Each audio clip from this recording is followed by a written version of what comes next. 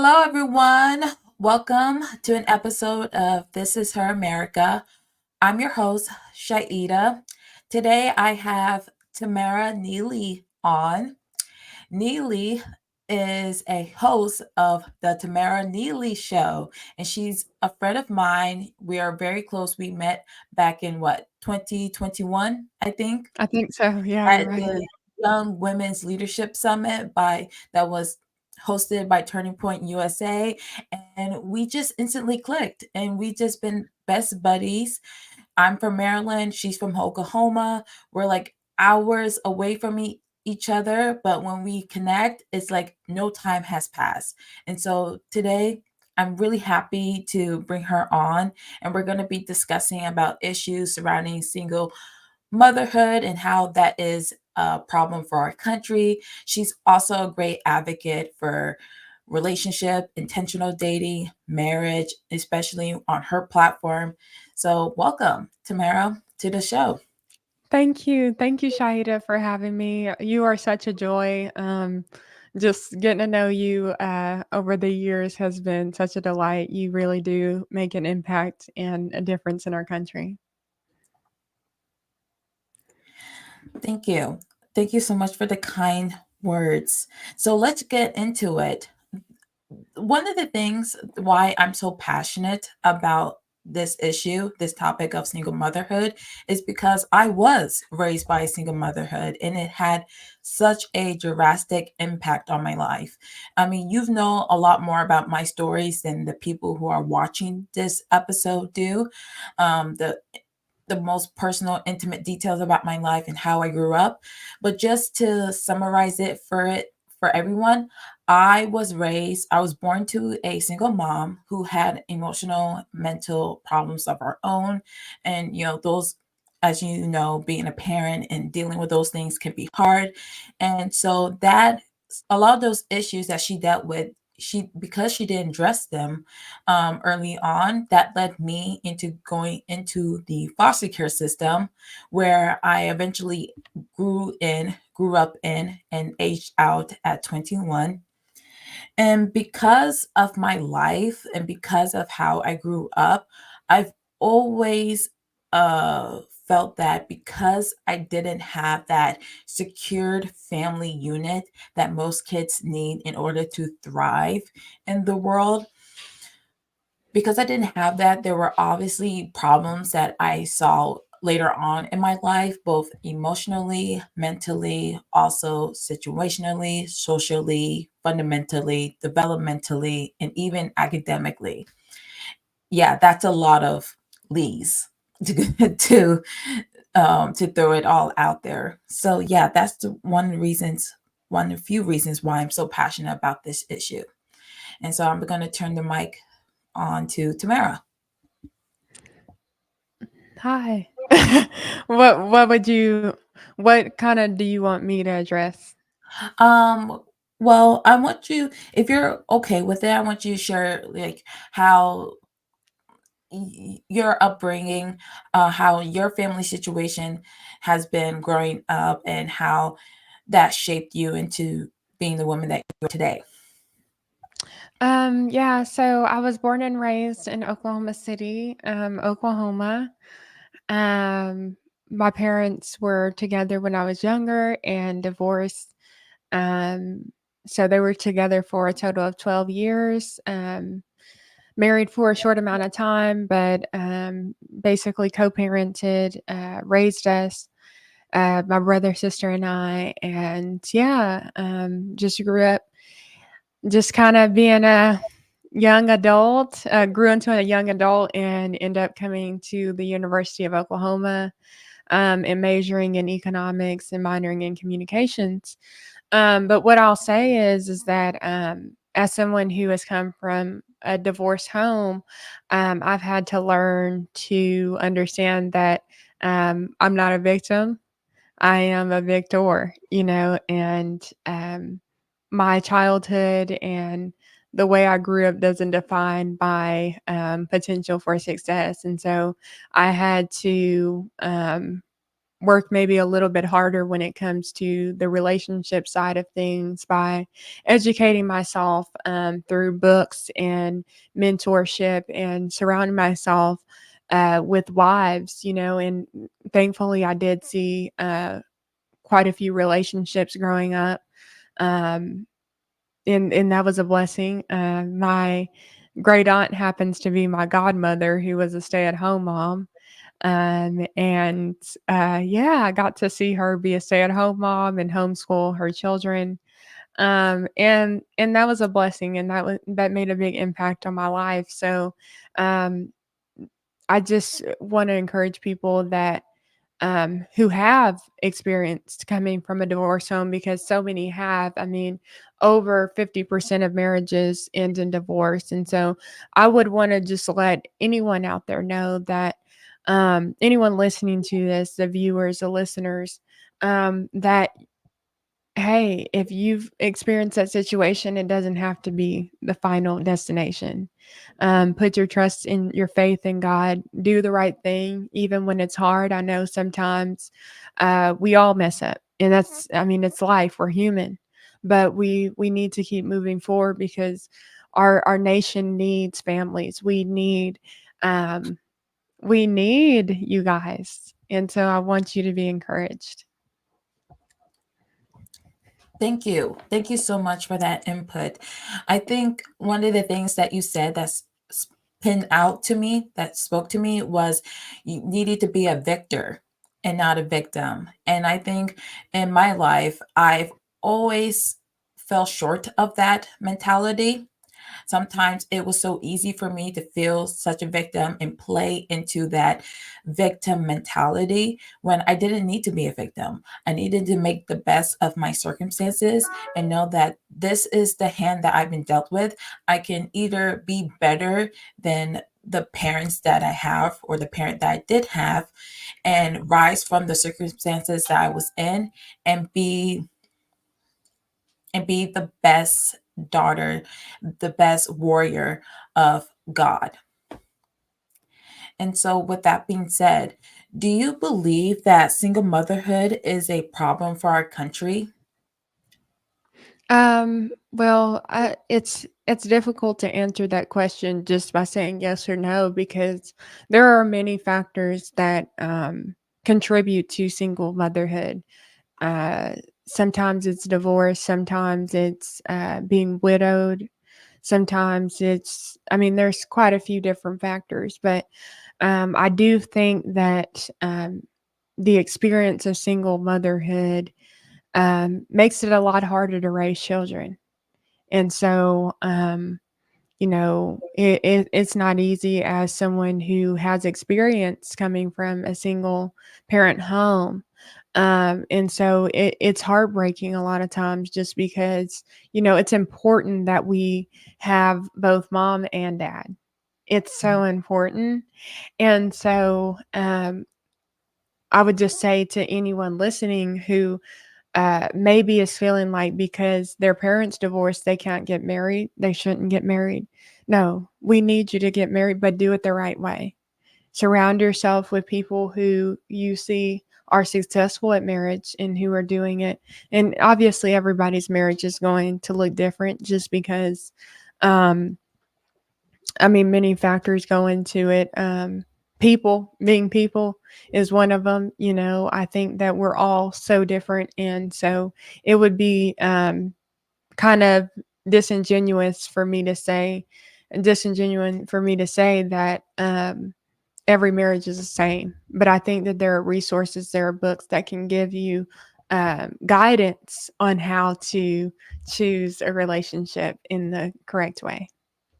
Yes, very good point there, especially when it comes to dating. We see a lot on social media, and it's just like everywhere, from the celebrities that we see on People's Magazine to your cousin on Facebook. We see that baby mama and baby daddy culture is becoming so relevant, that we see a lot of people not settling down or getting married before having babies. And we already know what a huge commitment having babies is. Why do you think baby mama and baby daddy culture is so prevalent now? Why you don't think that people want to consider maybe making a commitment to each other via marriage before having kids? Honestly, I think it's so prevalent now. Baby mama, baby daddy culture, as you said, is so prevalent now is because the truth is that there's no shame in our country anymore. People aren't ashamed of having children out of wedlock. If anything, society is now praising single parenthood and raising a child as a single mom without getting married to the father.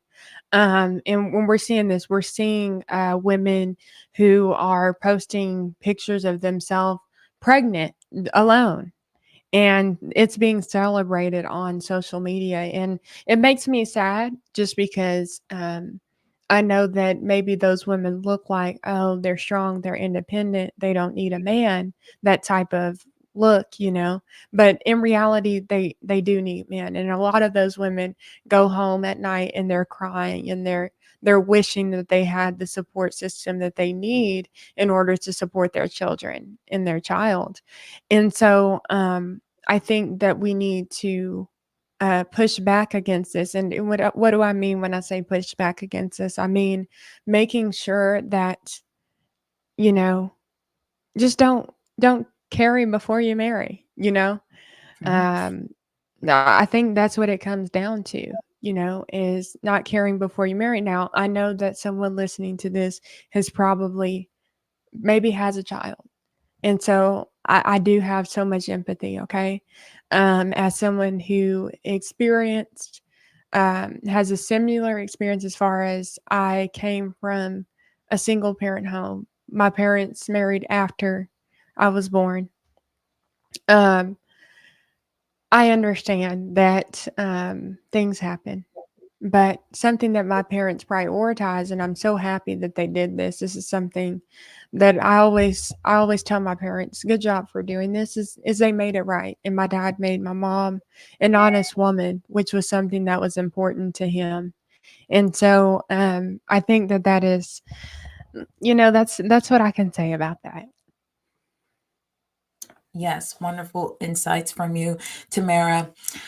I Carry before you marry. I haven't heard of that one. I recently did an episode on my podcast talking about the silly rhyme, so and so sit in the tree, KISSING. And that's what kind of remind me of, because as little girls, we remember making those like rhymes growing up, knowing so how vital it was to have mommy and daddy together in a marriage before a baby comes. And now we're growing up and we're kind of seeing that image being distorted by society. People are praising single uh, motherhood, single motherhood, single fatherhood, and not taking account of what impact that does to the kids. Like, for instance, you're more likely to end up in poverty being raised in single motherhood. You're more like and like end up being a high school dropout, have mental and emotional problems, be tied to the welfare system. And so these are not just for the kids, but also for the woman, for the mom, because there is no father in the home, there is no structure, there is no uh there's no person there to provide the sources, the resources that the woman and the children need in order to survive. Hmm. So, with that being said, I know that on your show, you talk a lot about intentional dating and why people should always be dating with this focus on marriage and how to prepare for the future and not be met with these roadblocks. So, what do you think men and women should do when looking for a future partner and a partner that will like to have kids with? This is something that I have really been thinking about quite a bit, and I've been speaking to the listeners on TNS about is that I think that it's important to read, to educate yourself, And so let me show you guys. I'll actually show you one of the books I'm reading. This book, and I have my little bookmark. I made this bookmark. It's just a flashcard. But anyways, um, it's called For Women Only. This book has changed my life. And this is for women to go and learn about, to read about relationships and things that men wish that women understood before getting into a relationship, because I do think it's important that if you're going to be on the dating market, just like any other market, you got to know what's on the market, who's buying. And so, as an economics student, I see it like that. Okay, I know that obviously I would like a husband, so I need to make sure that I am meeting those requirements. And men do have requirements. I know that in today's standard, in today's time, it seems like women are the ones pushing the demands and saying, I want this, I want that.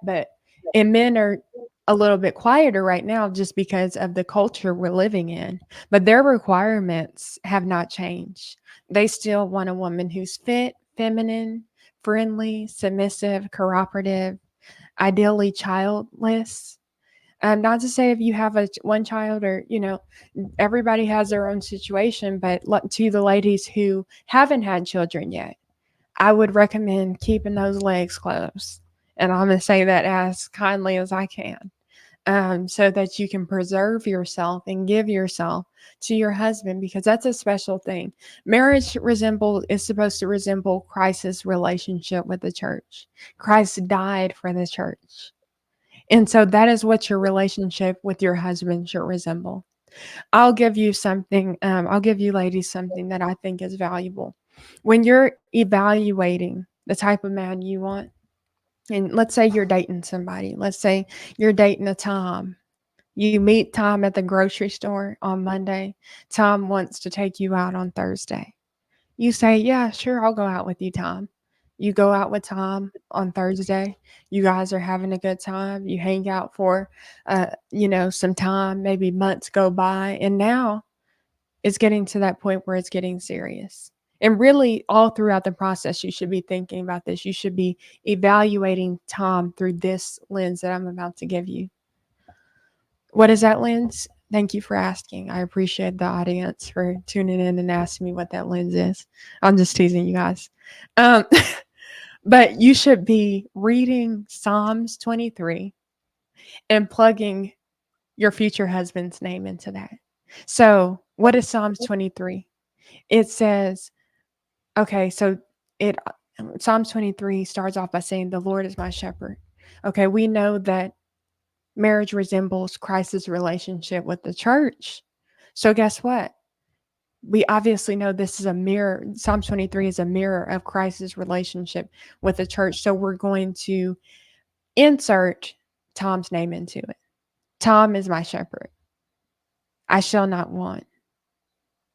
He leads me beside still waters. He restores my soul. You guys know Psalms 23, and if you don't, go look it up. That'll be your homework for this live, is to go look up Psalms 23, because that is a good place to start. Why do I say start at Psalms 23? How I learned it, and I've been mentored by dating professionals. And what I've learned is that there are three main categories that a husband should be able to meet. Um, so when you're dating someone, ask yourself, is he somebody who will provide for me, protect me, profess his love for me, not just to me, but in the presence of my entire community, my family? Is he proud to be with me? And I'm simplifying it because we do have a time constraint here, but I think that starting off there will help a lot of women. Thank you so much for those wonderful insights, Tamara. With that being said, I don't really have a lot of questions for you today. I just want to thank you for taking the time amidst your busy schedule to come and sit down with me and speaking on why single motherhood is a really important topic that more people should focus on today. I noticed that on your show, the Tamera Nealy Show, that you love the guests to like end on a closing thought before we kind of sign out and close off for the day. And I want to be able to get there. So, women, like Tamara said, do your best to be intentionally dating. Seek out a partner that you want to have kids with, because it's really important for babies, for small children, for teenagers to have that foundation between mom and dad, so that way they don't grow up so unstable, if that makes sense. Because kids deserve a happy family. I do believe that kids deserve Yes. a happy and healthy family. Yes, and So all too many children these days do not have that. And it breaks my heart. It really does. I know that you experienced the foster care system or being in the foster care system, and so many, I'm sure many of your viewers can relate to that. And so I just want to encourage people who have experienced that to understand that you are loved, that there's so much hope for you, that God's got a plan for you. He hasn't forgotten about you. I know it may not be easy. And the thing is as somebody who doesn't have a perfect story, because like I said, my parents are divorced. I come from a broken home. I want you to know that there is hope and there is light. And I will tell you that what is our greatest hope? Our greatest hope is Jesus Christ. And that's my personal belief. I'm a believer, and so, hopefully you guys are believers too. If not, it's not too late to join the club. But I would say that the greatest hope is Jesus Christ, and maybe marriage. There's somebody listening to this, I guarantee you, where marriage may not be the call on their life. And guess what? That's okay. Marriage is not for everybody. It requires a certain type of person who's willing to make sacrifices to serve someone else. Marriage is about service. It's about putting your spouse above yourself. And not everyone is called to that sort of ministry, and to have a family. But if that is your call, I would say make sure you submit yourself to the Lord. Submit yourself to the Lord. And that's something that requires daily devotion. Maybe somebody listening to this needs to start out by simply reading the verse of the day on the Bible app every single day. Maybe that's where you need to start. Is hold up. I realize I want to prioritize my relationship with Jesus Christ. I may need to start reading the Bible app more because I realize I'm not doing that. Maybe you're that person. Just simply set that reminder. I'm going to read one scripture a day. That's where I started. Next thing you know, I want to read a chapter a day. Maybe I haven't gotten to 2 chapters. I'm just gonna be honest. I typically like to read a chapter and I focus on that, and I pray and ask the Lord, what are you asking of me in this chapter today? And typically I'll write it down in a journal. Lord, please show me what you have for me. What do you want from me? And how do you want me to add value to the country? How do you want me to help other people? Because life is not about us necessarily as much as it's about Jesus, and it's about serving other people. Are we important? Yes. And we need to have a healthy relationship with ourselves, but we also have to keep a balanced perspective. So I think that when it comes to this marriage pursuit, I want to encourage women out there who may be idealizing idolizing marriage to take a step back as well. If you are making marriage an idol, that is not God's will. Make sure that you keep it in perspective. It should be God first, Him first, then it says, the Bible says, seek ye first the kingdom of God and all his righteousness, and all these things will be added unto you. So we need to make sure we seek him first. And whatever plan he has for us, if that is marriage, he will provide it. And in the waiting season, we will prepare for that. At least that is what I'm encouraging you to do. Make sure that you're preparing for marriage, which is that next level of life. If that is your call and that's what God has called you to, that requires work. I need to ask you a question. Do you have a recipe book? Do you have, are you working out? Are you taking care of yourself? Are you putting yourself in positions to meet a quality man? That's something that definitely I think that we should be reflecting on in our dating seasons, ladies. And so I hope that there's a whole lot we can get into. And trust me, eventually, hopefully, I'll write my own book and we can have a whole chat about this. Um, but I think it's so important, and I appreciate you, Shaida, bringing this topic to us because, I mean, I listen to your podcast. I love the work that you do. I appreciate your level of vulnerability with your audience. And when I tell you all, I've known Shaida since 2021. She has been the same person since 2021. Her character has been steadfast and faithful. And so you guys have a great host. I just want to say that. So thank you, Shaida. Thank you so much, Tamera, for joining us today. And for all of you guys who are watching, I'm going to be sharing links to her show on YouTube and Spotify, so you can go and check her out and just support her just the way that you support me. And I'm so Thank you. happy that we now have gotten be able to do this opportunity to be able to connect on this platform. And Thank you. hopefully we can this will be the first of many. For sure. Thank you. Of course. Anything else? I think that's it. I think I mean, I could go on all day, Shaida, if you really wanted me to.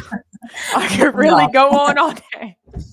I know So, you got things to do. So I'm going to end it here. Thank you for watching. This is Her America. I'm your host, Shaida. This has also been Tamera. Thank you for listening and have a great day. thank you guys.